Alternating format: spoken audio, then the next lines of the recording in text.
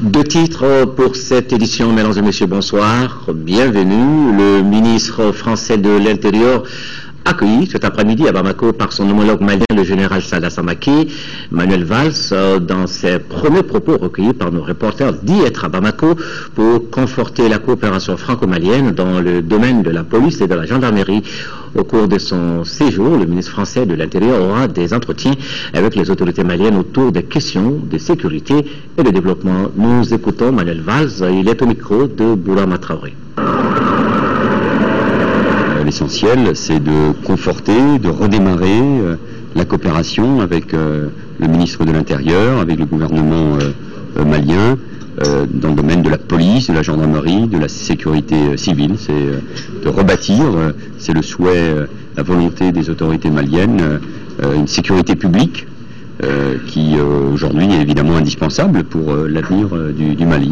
C'est le sens de cette visite.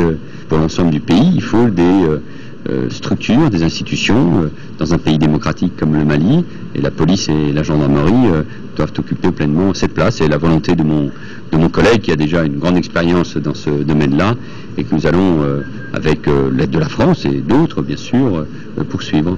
Parce que les Maliens ont besoin de cette sécurité, pas seulement pour des raisons exceptionnelles, liées à la guerre, à l'occupation, à l'action terroriste, mais d'une manière générale, parce que la société malienne doit pouvoir vivre en sécurité. Et puis, la signature de cette convention entre l'Office français d'immigration et l'Agence nationale pour la promotion de l'emploi. Les deux parties viennent de mettre en place un programme de 12 mois qui vise le retour et l'insertion professionnelle des étudiants maliens diplômés de France. Le coût de cette première phase du programme avoisine les 80 millions de francs CFA. La cérémonie de signature s'est déroulée à l'ambassade de France au Mali. C'était en présence du ministre français de l'Intérieur et du chef de département malien chargé de l'emploi et de la formation professionnelle. Un reportage de Mohamed Diarra.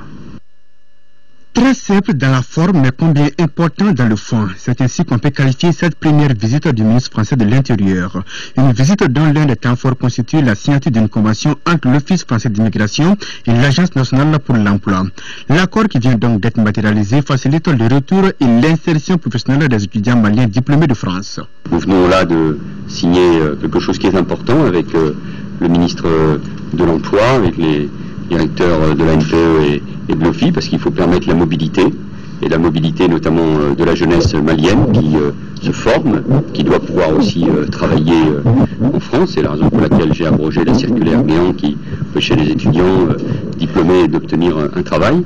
Et cette mobilité aussi doit permettre, et c'est le sens de cette signature, à la jeunesse malienne d'apporter aussi au Mali. Le coût du programme d'une durée de 12 mois s'élève à près de 80 millions de francs CFA. Il sera exécuté en adéquation avec les besoins des entreprises maliennes. L'OFI et l'ANPE chargés de trouver les employeurs pour les jeunes une fois de retour au pays. Ces derniers seront tenus de produire un rapport pendant la période de l'embauche. La finalité étant de parvenir à une embauche définitive une fois la période d'essai terminée. Si nous pouvons avoir des jeunes qui ont déjà des diplômes en Occident, qui ont de l'expérience dans des entreprises françaises, je pense que ça peut apporter beaucoup à l'économie du Mali et de lutter contre le chômage. Vous savez, en tant que ministre de l'Emploi, c'est une de nos préoccupations. Et dans la perspective de la création des 200 000 emplois promis par le président de la République, c'est aussi un créneau qui peut nous permettre de faire appel aux Maliens de la diaspora. L'objectif visé à travers cette convention est d'inciter les jeunes diplômés à rentrer au pays pour participer à la reconstruction et au développement du Mali. Toujours au chapitre de la coopération, ce séjour du général guinéen Maïga Mohamed Bangoura, chef d'état-major adjoint des armées de la Guinée-Conakry dans notre pays, et précisément à Kidal, sur place là-bas. Il était avec le colonel Abdrahman Babi, adjoint au commandant du théâtre des opérations du Mali. Ces deux personnalités militaires, qui sont d'ailleurs arrivées séparément sur le terrain, ont pris attache avec les troupes pour leur transmettre les félicitations des plus hautes autorités. C'est un reportage de Tiemoko Sagara. La compagnie Nimba de la Guinée-Conakry est forte de 145 hommes au compte de la MINUSMA à Kidal. Ces hommes qui ont le moral au beau fixe sont au terme de leur séjour dans la 8e région administrative du Mali. Depuis que cette crise malienne s'est posée, la Guinée en a fait une préoccupation.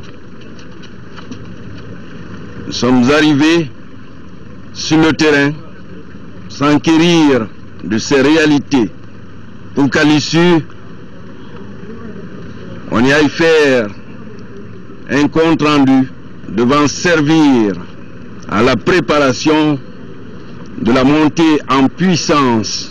Le général Bangoura a transmis les félicitations des autorités maliennes et guinéennes. Il a aussi évoqué les nouvelles dispositions prises par son pays pour accompagner le Mali dans sa lutte contre les bandits.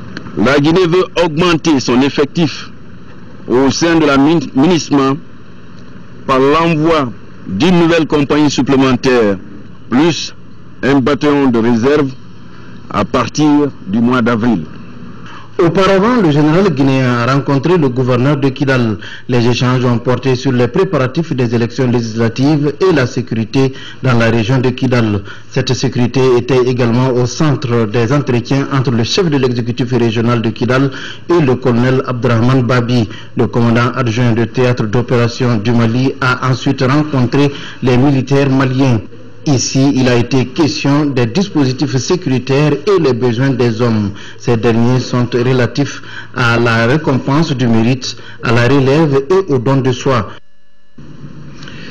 Et nous allons à Egalok où les populations ont organisé des manifestations de réjouissance pour exprimer toute leur reconnaissance aux forces maliennes et à la MINUSMA qui opère là-bas. Occasion également pour ces Maliens de réaffirmer leur attachement et leur appartenance à la République et à ses valeurs. Le commentaire de Daouda Sidiki Diarra. Avec la présence des forces maliennes dans plusieurs localités des régions du Nord, la vie reprend de plus belle. Certaines populations déplacées sont de retour et vivent en parfaite symbiose avec les FAMA. De par leur professionnalisme dans la sécurisation des personnes et de leurs biens, les forces armées du Mali ont vite gagné la confiance de ces populations qui n'ont cessé de prôner leur appartenance à un Mali un et indivisible. Ici, à Aguelhok, les populations dans la communion se retrouvent pour chanter et danser avec les forces maliennes, françaises et de la MINUSMA.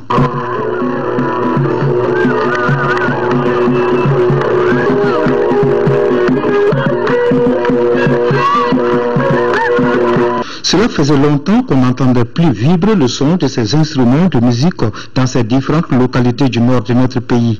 Sous le joug des forces obscurantistes, toutes les scènes de réjouissance étaient interdites au public. La population salue le retour de la paix dans leur contrée, mais un souci demeure. Il s'agit du problème de communication en GSM qui reste entier à Hagelok. Seuls les mieux nantis peuvent téléphoner à leurs proches avec des téléphones satellitaires. Voilà, militaires et civils dansant ensemble, quelle belle harmonie. Sécurité, gouvernance et économie, comment croire en l'Afrique? La question a largement été débattue, c'était hier au Médèze qui se tiennent à Tanger au Maroc. Les discussions révèlent que le continent fait face à d'énormes défis, mais pas impossibles à relever. L'Afrique doit surtout compter sur ses propres ressources pour atteindre les objectifs recherchés. Le récit de nos envoyés spéciaux à Tanger, Ibrahim Traoré, Aruna Diarra. Deuxième jour des Médèze à Tanger, un panel de haut niveau décrypte les maux qui minent le continent africain. Le débat a porté sur la thématique sécurité, gouvernance et économie. Comment croire en l'Afrique? Une Afrique qui fait face à d'énormes défis. La sécurité, l'éducation, la santé, la bonne gouvernance, l'intégration régionale. La liste est longue. Pour Martin Ziguélé, le salut ne viendra jamais des autres. L'ancien Premier ministre centrafricain invite les États africains à prendre toutes leurs responsabilités pour assurer le financement de leur propre développement. Cela se fait comment? En augmentant tout simplement la performance de mobilisation des ressources financières de nos États. Lorsqu'on voit le taux de pression fiscale dans nos pays par rapport à la richesse nationale, elle tourne autour de 15 à 20%. Si ce taux est plus élevé pour les États pétroliers, mais c'est juste une bulle qui permet de masquer le fait qu'en réalité, hors du pétrole, hors hydrocarbures, hors mines, nous n'avons pas de manière soutenu, responsable et dans la durée, développer ou déployer une capacité de mobilisation des ressources qui permettent de financer le développement. L'ancien président par intérim du Mali n'est pas allé par le dos de la cuillère. Il faut que les Africains se mettent au travail. Parce qu'il n'y a pas de miracle. Pour créer de la richesse, ce n'est que par le travail. Et qu'ils se disent bien que ce n'est pas d'autres qui viennent travailler. Ce n'est pas pour vous, c'est pour lui-même. Et vous savez, tous ceux qui viennent aujourd'hui, qui investissent, etc., c'est parce qu'ils en tirent du profit. Le continent africain reste donc à la traîne avec des chiffres accablants. Il ne représente que 3% du commerce mondial. En plus, il n'y a que 7% de l'investissement mondial en Afrique. Au terme du débat, l'analyse et les préoccupations des panélistes sont largement partagées par les participants. Les Africains devraient ressentir, de s'unir pour peser plus, pour échanger leurs expériences, pour accumuler leurs atouts et non pas aller en ordre dispersé. Parce que comme l'a dit le Premier ministre Ziguélé, le développement c'est une guerre et que plus on est armé, plus on est équipé, meilleure est notre stratégie, plus on a de chances de la réussir. Je suis particulièrement d'accord avec le défi de l'intégration qu'a si bien expliqué le président Dionkunda, parce que le défi est là. À travers son explication pédagogique très simple, il a montré que seul on ne peut rien. Et on n'a aucun problème d'ailleurs de la sécurité dans notre sous-région. On s'est rendu compte que le Mali seul ne pouvait rien. Le débat qui aura été franc et direct prouve que l'Afrique a encore des raisons d'espérer, un espoir qu'elle doit surtout fonder sur sa jeunesse, les ressources naturelles et les innovations technologiques. Le 15 novembre, date de la fête du roi des Belges, a été célébrée ici à Bamako hier. À l'ambassade de la Belgique au Mali, ce 15 novembre, les membres du gouvernement, les amis et les sympathisants se sont joints au personnel de l'ambassade pour faire de cette nuit un moment de souvenir, des moments agréables qui ont marqué les relations entre nos deux pays. C'est un compte rendu de Mamourou Sidibé. Nombreux étaient ceux qui ont fait le déplacement du parc national pour commémorer avec le personnel de l'ambassade de Belgique la fête du roi. Parmi les invités, les membres du gouvernement du Mali, les amis et les sympathisants de la Belgique. L'occasion était bonne pour le représentant de l'ambassadeur de rappeler les excellents rapports de coopération entre la Belgique et le Mali. Durant toute cette période de crise, la Belgique est restée à côté des Maliens, avec des programmes de santé agricole à Tombouctou, Gao et Kidal, mis en œuvre entre autres par le FIDA et Médecins du Monde. Et en plus des programmes de soutien aux familles de réfugiés à travers la FAO, UNICEF, UNHCR et la CICR ont été financés. La Belgique a également contribué à la libération du territoire national malien en mettant des moyens logistiques et médicaux à disposition de Serval et en participant activement à la formation de l'armée malienne à travers le programme ETM. Rappelons que le royaume de Belgique est indépendant depuis 1830. Le 21 juillet 1831, le roi Léopold Ier prêtait serment et la Belgique devenait une monarchie constitutionnelle. Pour cette raison, le 21 juillet est décrété depuis 1890 comme jour de la fête nationale belge et le 15 novembre a été choisi depuis 1866 comme date de la fête du roi. Un travail bien fait et récompensé, c'est le cas de l'agence de voyage Al-Moura qui vient de recevoir une distinction honorifique des autorités saoudiennes. C'est pour la bonne organisation du pèlerinage 2013. Le trophée a été présenté hier aux membres du gouvernement en charge du Hajj. Alpha Maïka. Chaque année, le pèlerinage mobilise 7500 pèlerins maliens et cela pour une durée d'au moins un mois à la Mecque. Les agences de voyage y jouent un grand rôle. Et c'est pour magnifier le travail bien fait de l'agence de voyage Al-Moura que cette cérémonie a été organisée. C'est la persévérance dans la recherche de cette qualité dans les prestations qui a payé pour notre collègue agence de voyage Al-Moura. Pionnière dans l'organisation du pèlerinage, l'agence de voyage Al-Moura a toujours capitalisé les acquis en mettant au-dessus de tout le professionnalisme, gage de la réussite. La quête de l'excellence et surtout la satisfaction des clients reste le credo de l'agence de voyage Al-Moura. Cette reconnaissance, qu'il convient de saluer à sa juste valeur, est facteur de saine émulation et de compétitivité entre les opérateurs du secteur, obtenu par l'agence de voyage Al-Umra lors de l'édition 2013 du Hajj, est le fait d'un couronnement de plusieurs années d'efforts fournis par El Hajj Modi Silla. Et le travail bien fait est une valeur religieuse islamique, une valeur religieuse de toutes les religions monothéistes, parce que ça voudrait dire qu'on est droit. Et Dieu veut que l'homme soit droit dans les actes qu'il pose. Al-Umra nous apporte la fierté de ceux-là qui démontrent que nous avons des hommes et des femmes croyants et qui font des bonnes choses. Le président directeur général de l'agence Al-Moura a dédié le trophée à tous les musulmans du Mali.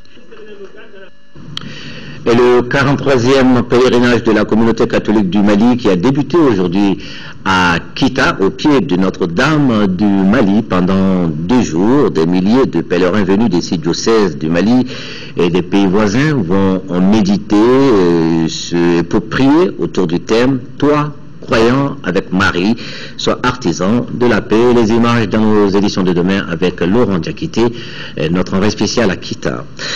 Contribuer à l'amélioration de la faune et de la flore, une ambition de Gentleman Farmer portée par un Malien opérateur économique de son état, Mamadou Sensi Koulibaly, qui amorce le virage de 90 degrés avec l'aménagement d'une ferme située à Baguineda, à quelques 25 km de Bamako. Une expérience prometteuse qui réussit l'introduction de plusieurs espèces animales en parfaite symbiose avec l'écosystème du milieu, une réalisation qui allait voir aujourd'hui le président du Conseil économique, social et culturel. Nos envoyés spéciaux, Mariam Sagara et Loutouré. Ferme Clédou, 300 hectares de forêt à 25 km de Bamako. Dans cette forêt renaît la faune avec des espèces en voie de disparition. À Baguineda, Mamadou Sensi Koulibaly fait l'élevage de dromadaires, de pans, de mindous, des tortues terrestres et même des kangourous, une espèce importée. Notre satisfaction, elle est incommensurable. Et compte tenu du volume de l'investissement qu'il a réalisé sur la ferme et compte tenu de la vision qu'il a justement pour le développement de ce pays. Aujourd'hui, nous ne pouvons que dire que au niveau des autorités maliennes, des efforts devraient être faits pour encourager de telles initiatives, pour appuyer de telles initiatives afin, dans le cadre de cette démarche, créer des emplois pour les jeunes qui ambitionnent travailler. Et au-delà, il y a la création de richesses. Coréens et Maliens ont effectué un travail gigantesque qui impressionne plus d'un. Je suis impressionné et à la fois je suis ravi aussi parce que nous sommes en train d'aller vers l'organisation des 4e journées de l'entrepreneuriat des jeunes. Et nous avons justement choisi comme parrain M. Koulibaly. Ce que je sais, c'est que nous ne sommes pas trompés de choix parce que lui-même, c'est l'exemple type de l'entrepreneur dont nous avons besoin aujourd'hui au Mali. Dans un pays qui doit se construire, dans un pays où tout est à faire, je pense que le concept même il n'y a pas de travail est un non-sens. Aux décideurs, je dis qu'à 50 km de Bamako, il y a une expérience qui doit être vue et qui doit être dupliquée. C'est dans le cadre du projet Le Dromadaire et l'Autriche, un espoir de développement intégré du Mali, que le Conseil économique, social et culturel et le groupe Vision pour la Renaissance du Mali veulent s'inspirer de l'expérience de Clédou Ferme pour inciter des jeunes entrepreneurs et des opérateurs économiques à suivre le chemin de Mamadou Sensi Koulibaly. Cette ferme de M. Koulibaly, donc, une expérience école. Le Mali également vedette dans le cadre de la lutte contre le paludisme à la faveur de la réunion annuelle de la Société américaine de médecine tropicale. Une rencontre qui regroupe quelques 4000 participants à Washington, aux États-Unis. Le Mali a été honoré pour le travail accompli par les équipes du Malaria Research and Training Center de Bamako. C'est d'ailleurs le professeur Abdoulaye Djimde qui a été désigné pour présider les réseaux OneCam et DCTP. C'est un pôle de collaboration nord-sud et public-privé qui mène des études sur les médicaments antipaludiques. Au micro de Salif Sanogo, les professeurs Abdoulaye Djimde et Anders Jockman de la Suède font les points sur ce partenariat et les avancées obtenues. Le problème que nous avons, c'est que le parasite du paludisme commence à devenir résistant aux nouveaux médicaments que nous avons en Asie du Sud-Est. De crainte que cela n'arrive en Afrique également, nous sommes déjà en train de travailler sur de nouveaux médicaments qui pourraient remplacer les médicaments que nous avons au cas où nous les perdons. Donc les essais cliniques sont en cours au Mali, au Burkina Faso et en Guinée sur un grand nombre de sujets, plus de 4000 sujets sur l'efficacité et la sécurité de ces nouveaux médicaments, et nous allons partager un peu l'état d'avancement de ces travaux avec la communauté scientifique. Alors aujourd'hui, c'est un partenariat nord-sud qui est mis en place. Est-ce qu'on peut dire quelque part que cela va permettre de booster, en tout cas, les recherches et que cela puisse aboutir très rapidement? Tout à fait. Un partenariat nord-sud et puis un partenariat public-privé qui a été mis en place et qui pour une des rares fois est piloté à partir du sud et qui nous espérons va permettre de faire des avancées et de mettre à la disposition de nos populations de nouveaux médicaments efficaces contre le paludisme. Nous sommes là ensemble pour faire le plus possible pour que les données soient les résultats soient les meilleurs pour vraiment pouvoir donner du support pour les programmes nationaux de l'Afrique, pour pouvoir faire les décisions optimales sur quels médicaments sont les meilleurs pour combattre la maladie du paludisme. Et en soi, c'est une grande avancée dans le cadre de la recherche scientifique. Absolument. Je sais que déjà dans cette grande réunion, on demande quels sont les résultats de cette étude parce que ça a un grand profil majeur et on sait déjà que cette étude est en place, mais nous n'avons pas encore les résultats. La solidarité africaine pour la démocratie et l'indépendance, SADI, est en meeting politique à Kolondiba, en 3e région. Le parti présente 2 candidats aux législatives du 24 novembre prochain. Le lancement de la campagne de sensibilisation a eu lieu vendredi dernier à Kébila. Nos envoyés spéciaux, Kaonga Konaté et Garibou Pérou. Bafreme Sangaré et Oumar Mariko sont candidats du Parti de la solidarité africaine pour la démocratie et l'indépendance SADI aux élections législatives du 24 novembre 2013. Reconnus par les militants pour leur franc-parler et leur sens patriotique hautement élevé, les 2 candidats sont ici à Kébila pour battre leur campagne de sensibilisation. Notre victoire est une victoire attendue. Elle est attendue parce que les préoccupations pour lesquelles on s'est battu pendant les 5 ans de notre présence à l'Assemblée nationale demeurent entières. Dans la localité, Oumar a défendu toutes les couleurs. Il a défendu toutes les ethnies. Je m'aligne derrière lui. Le soutien des populations de la circonscription semble effectif. Il revient maintenant aux 2 candidats de souscrire dans leurs projets de société les besoins pressants.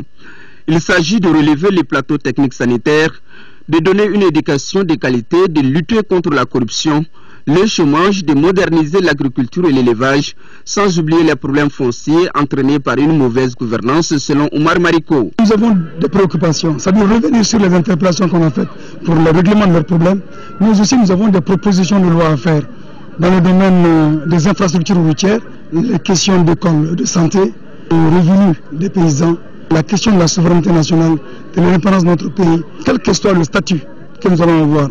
Cette mission du député, nous allons l'accomplir. Le parti SADI a fait 17 interpellations de 2007 à ce jour.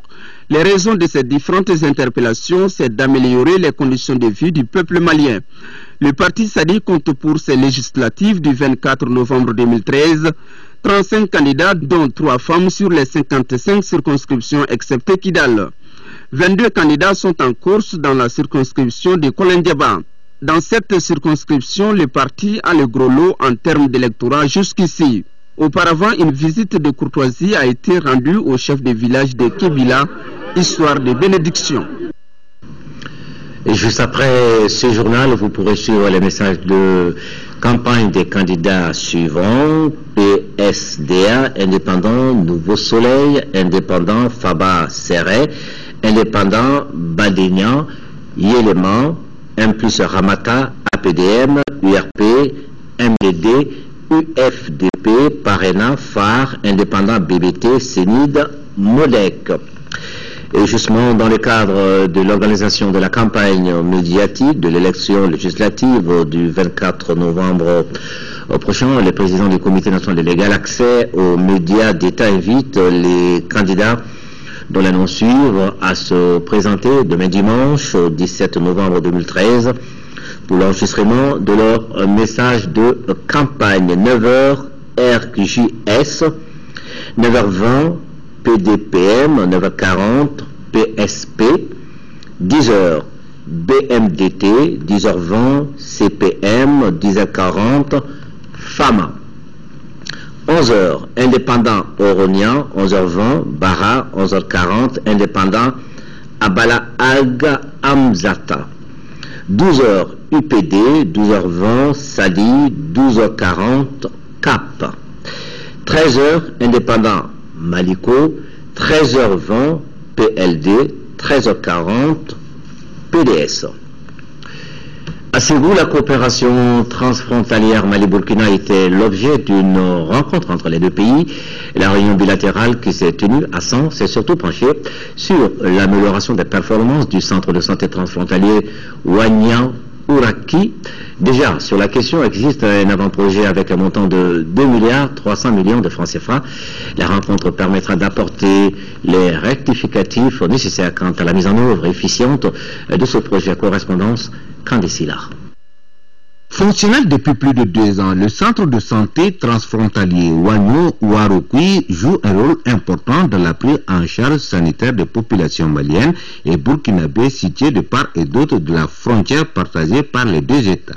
La présente rencontre initiée avec l'appui financier de la coopération suisse vise à valider une étude portant sur l'amélioration du plateau technique du centre et les pistes d'accès pour soulager davantage les usagers. Ce centre est encore loin de combler toutes les attentes des populations bénéficiaires. Ceci peut s'expliquer par la jeunesse infrastructure, l'enfance de ses usagers et son éloignement des centres de référence de Tounia et de Nouma. L'étude proposée aux participants venus du Mali et du Burkina prend en compte la construction d'un bâtiment comportant un laboratoire et une salle de petite chirurgie, ainsi que la réalisation d'une piste longue de 178 km pour un coût global de plus de 2,3 milliards de francs CFA. En réunissant toutes les parties prenantes autour de ce projet, le souci est de disposer d'un document de projet techniquement et financièrement au point et permettant de réunir les conditions d'exécution du projet dans les meilleurs délais. Côté burkinabé, le responsable de la délégation Moussa Sidibé s'est réjoui de cette initiative heureuse qui vise à concrétiser les efforts de la CEDEAO, de l'UOMOA et du programme allemand GIZ dans la perspective d'impulser l'intégration régionale à partir des dynamiques transfrontalières. Et puis la clôture du forum du quarantenaire de la BOAD sous la présidence de Christian Adolévande, président de l'institution. Plusieurs recommandations ont été formulées par les experts internationaux. La mise en place d'un fonds de garantie pour sécuriser les productions et les producteurs et l'accroissement du taux d'investissement dans l'agriculture et dans les PME-PMI. Nos envoyés spéciaux, Mohamed Touré, Mamadou Sidibé. Après 2 jours d'intenses discussions et d'échanges de haut niveau autour de plusieurs thématiques censées donner un nouveau souffle aux actions de développement de la BOAD, les panélistes ont bouclé leurs travaux ce jeudi et ont formulé plusieurs recommandations.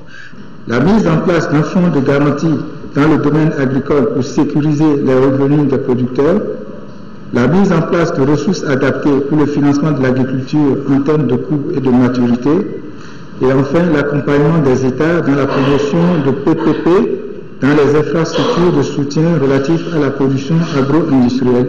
Ces recommandations cadrent avec les champs d'activité de la BOAD élaborés dans ces perspectives. Notre Union dispose de mains atouts pour cheminer résolument vers l'émergence économique.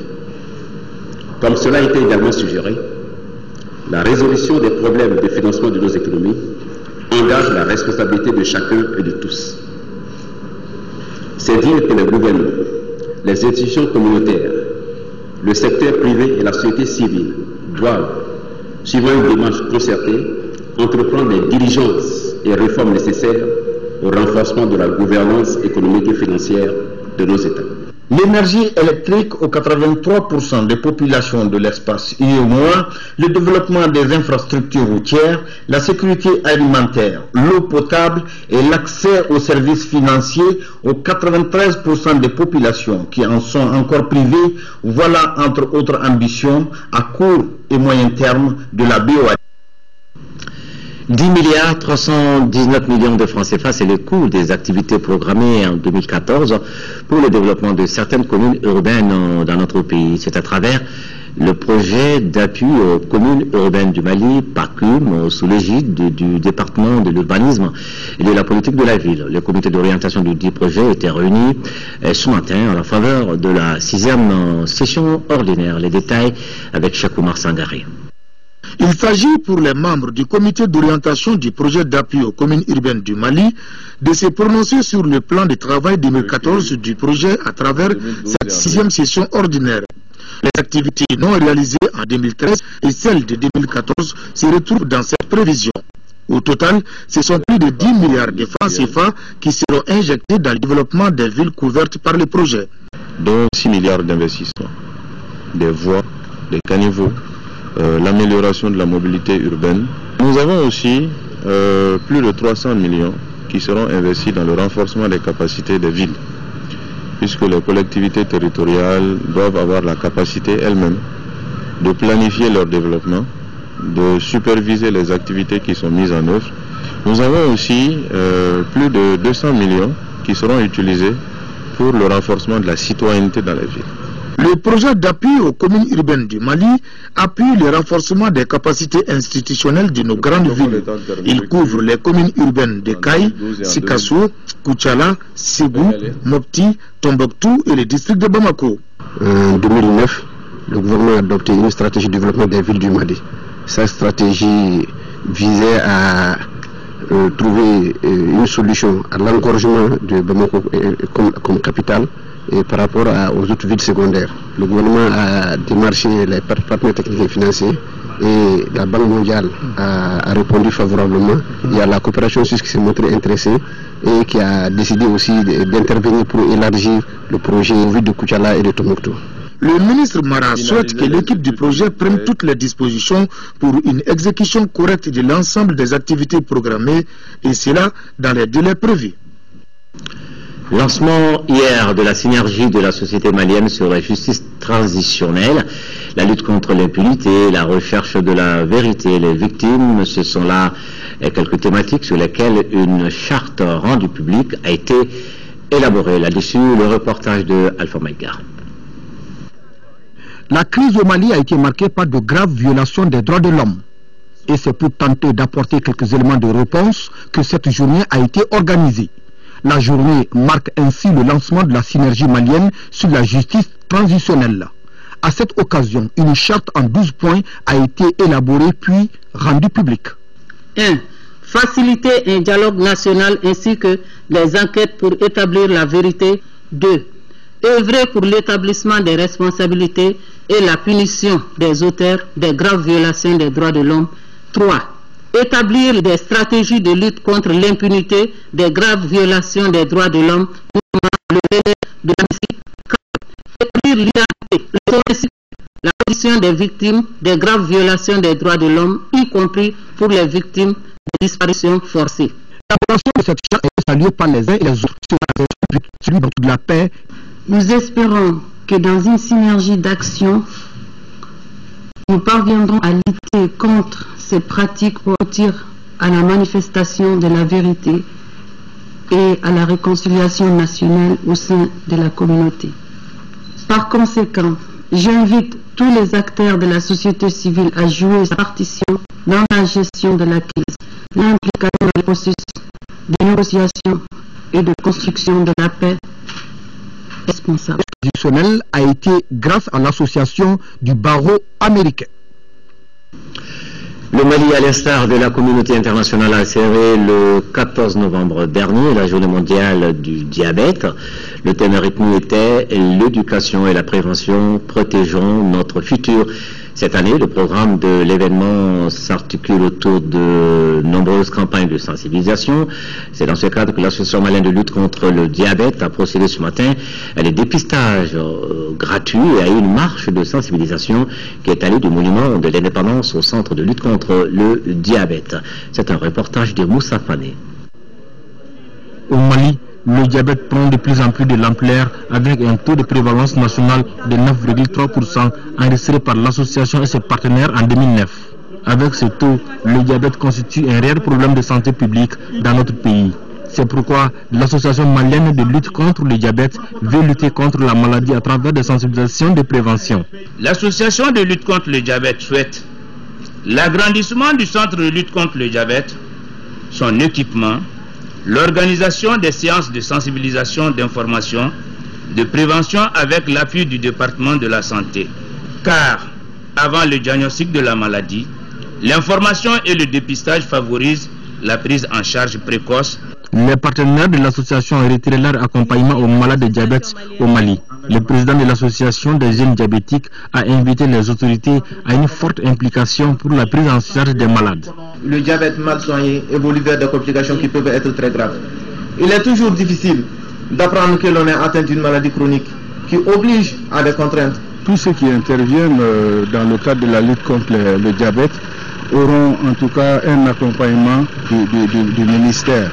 L'appel que j'ai à lancer à la population, c'est d'avoir des comportements sains. Auparavant, les membres de l'association et leurs partenaires avaient marché du monument de l'indépendance au centre diabétique, soit environ 1 kilomètre pour sensibiliser la population à faire le dépistage. La journée a pris fin par la visite des locaux du centre de lutte contre le diabète. Et nous arrivons maintenant à notre page culture avec Donko ou la connaissance, qui est le titre d'un film documentaire qui a été projeté en avant-première, c'était jeudi soir à l'Institut français de Bamako. Ce document, qui dure 52 minutes, ouvre les portes de l'univers d'un artiste plasticien, pas comme les autres. C'est un autodidacte du nom de Drissa Konaté qui excelle depuis des années maintenant dans ce métier. On retrouve très souvent ses œuvres d'art dans la rue, par de grandes fresques qui parsèment les murs de Bamako ou la décoration des bus de transport en commun. Modibo Soirée est allé voir pour moi l'actualité. Donko ou la reconnaissance est un film documentaire inspiré de Roots Art qui est un mouvement artistique répandu en Afrique de l'Ouest.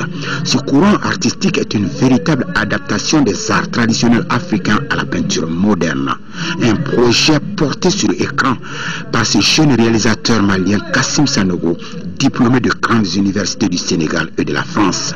L'idée est venue d'abord, je dirais, en 2009, avec ma rencontre avec la peinture de Drissa, et ça trouvait déjà que nous avions une amitié à peu près de 10 ans.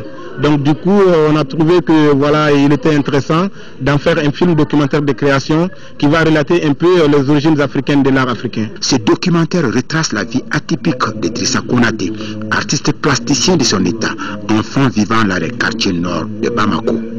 C'est auprès de sa tante qui tissait des pagnes que notre artiste ou comédien de circonstances a fourbi ses premières armes dans ce métier.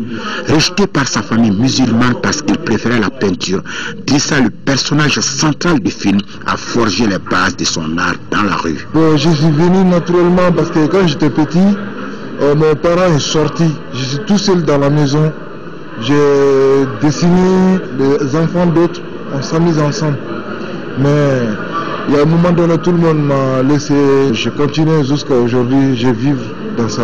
Réalisé entre Bamako, Bandiagara et Sanga au pays d'Ogo, ce film documentaire qui magnifie l'art plastique dans sa diversité est une coproduction Mali-France et soutenue par l'OIF et l'Institut français du Mali. Ce film s'inscrit dans le cadre d'une collection qu'on appelle Collection Lumière d'Afrique, qui est une idée qui a été créée pour rassembler chaque année au moins une dizaine de films de jeunes cinéastes africains, soutenus par l'association Ardes Images en France. Comme quoi l'art n'a pas de frontières. Donc ce film projeté ce jeudi à l'ex-CCF de Bamako en est une parfaite illustration. Une œuvre qui nous a permis de découvrir le mouvement Roots Art, aujourd'hui symbole d'une nouvelle génération d'artistes conscients de leur richesse traditionnelle. Après la projection, l'équipe de production a prolongé la partie avec des échanges sur le film, les conditions du tournage, empreintes de quelques difficultés, mais aussi des moments d'évasion et de convivialité. Maintenant, le sport football en Super Coupe joué cet après-midi au stade Modibo Keïta. Le Djoliba a battu le stade malien de Bamako au tir au but 4-2 à l'issue du temps réglementaire. Le score était de 0 but partout et c'est le 8e trophée du Djoliba en Super Coupe. Le résumé de cette rencontre avec Siragatou Sissé. Le stade Modibo Keïta a revêtu ses nouveaux habits de fête à l'occasion de la Super Coupe de football entre le stade malien de Bamako en sa qualité de champion en titre et vainqueur de la Coupe nationale et le Djoliba à ses finalistes malheureux de Dame Coupe. Ce traditionnel match annonce effectivement l'ouverture de la saison fédérale 2013-2014. La dernière fois que le stade malien de Bamako et le Djoliba AC se sont croisés en Super Coupe, c'était en 2009. Victoire des Blancs au passage à l'issue des tirs au but. 4 ans après, le vent a changé de couleur et de direction en faveur du Djoliba AC au tir au but 4-2. Dans ce premier choc de la saison, les mêmes occasions étaient à l'actif du Djoliba AC en première comme en seconde période.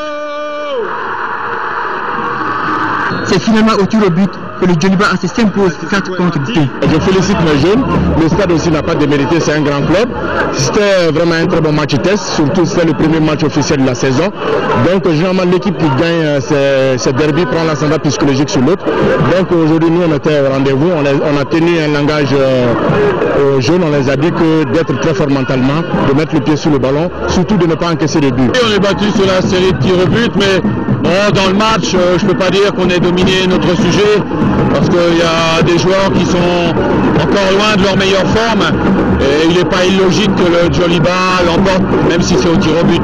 Le Djoliba AC remporte son premier trophée de la saison, le 8e de l'histoire en Super Coupe, et se succède à lui-même. Et puis un mot d'athlétisme, Madame Sangari Aminata Keïta succède à Idrissa Ba à la tête de la Fédération malienne d'athlétisme pour un mandat de 4 ans. Elle a été élue avec 7 voix contre 2 pour Daouda Sogoba. C'était ce samedi à l'issue de la 18e session du Conseil national de la Fédération malienne d'athlétisme. Page noire, Mohamed Keïta n'est plus, né en 1931.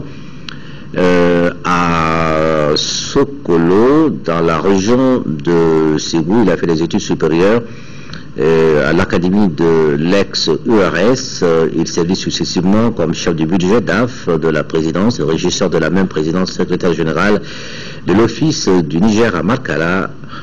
À cause de son sens élevé du devoir, l'homme intégré et loyal, Mohamed Keïta a été en 2011 au grade de commandeur de l'ordre national du Mali. Il a été arraché à l'affection de tous. Le jeudi, il repose désormais au cimetière de Djolibourou.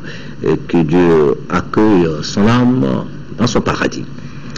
C'est donc la fin de cette édition. Nous vous remercions de l'avoir suivi.